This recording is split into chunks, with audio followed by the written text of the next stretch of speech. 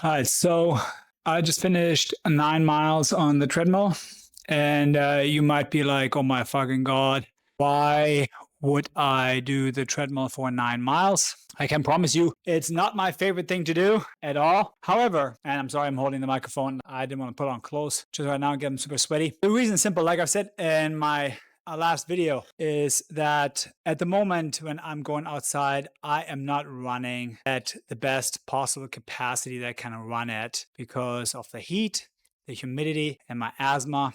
So it's really challenging. So I try to do at least one run once a week on the treadmill. This was a zone 2 run and in the mid zone 2s today, and I was actually able to perform well in that run and work towards a proper training adaptation. When I go out on my run on Saturday, or like I went on my run on Monday, is the heat is so high that I have to lower the intensity that I'm running at in order to complete the run safely. So I'm not having really the gains that I want during that period of time. At the same time, I obviously need to have some of that heat adaptation.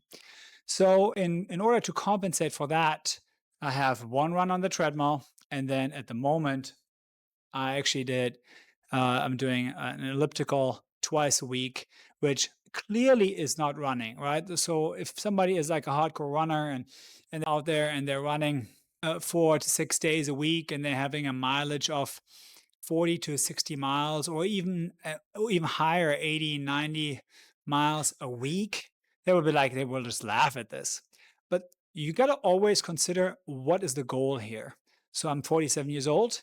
My ultimate goal is not, and I repeat that, is not to be the best possible runner I can be at my age. It's not. I want to be the best possible athlete that I can be overall. So I want to be relatively strong. I want to be able to run. I want to be able to do all the things I can do with my kids, or want to do with my kids, without any difficulty. And I want to stay away from getting arthritis in my joints, or at least holding it at bay for as long as I can. I want to stay healthy, no heart issues, no diabetes whatsoever.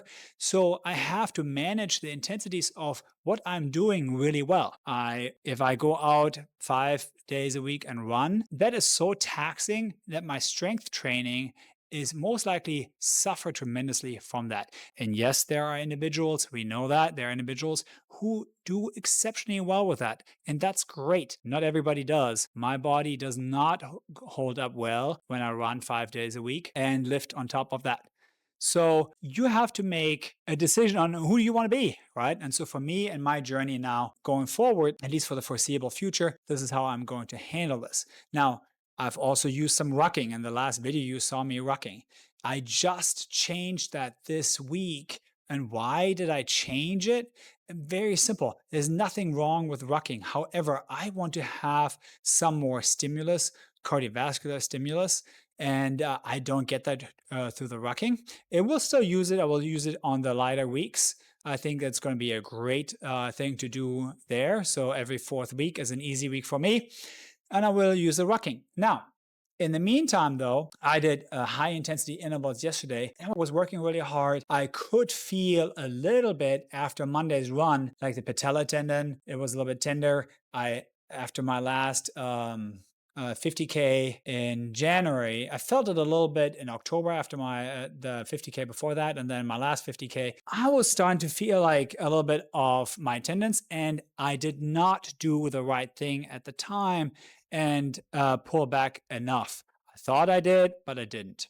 And these two races were just too close together for me, for my recovery, and I should not have done the race in January. And so now I have to be a little bit careful. Patella tendon still likes to act up a little bit, but I was able to perform really well yesterday on the elliptical. Had some really good zone 5 work, and then tomorrow will be some zone 3, 4 work for about 45 minutes. So guys, in essence, The key thing for your training is there are the things that you want to do and the things that you can do. They don't always align with each other, and you might have to make compromises. You can push through a lot of things. I've done so myself, but it usually doesn't end up well in the long run, at least not for me.